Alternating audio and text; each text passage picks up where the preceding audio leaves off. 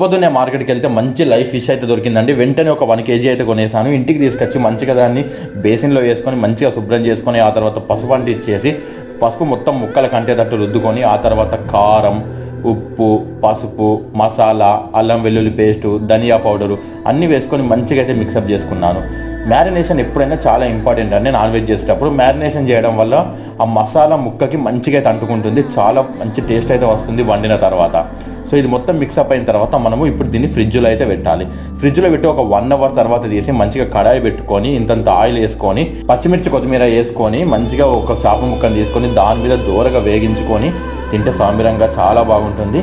మీరు కూడా ఎప్పుడైనా ఖాళీగా ఇంట్లో ఉన్నప్పుడు 100% అయితే ట్రై చేయండి.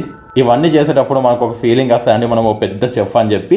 చూసారు కదా దూరంగా ఎంత బాగా ఎగిందో. ఇప్పుడు దీన్ని తిని మీకు టేస్ట్ అయితే ఏ విధంగా ఉందో చెప్తాను. నేనైతే చాలాసార్లు ఇంతకుముందు ట్రై చేశాను. టేస్ట్ వచ్చేసి చాలా అంటే చాలా బాగుంది.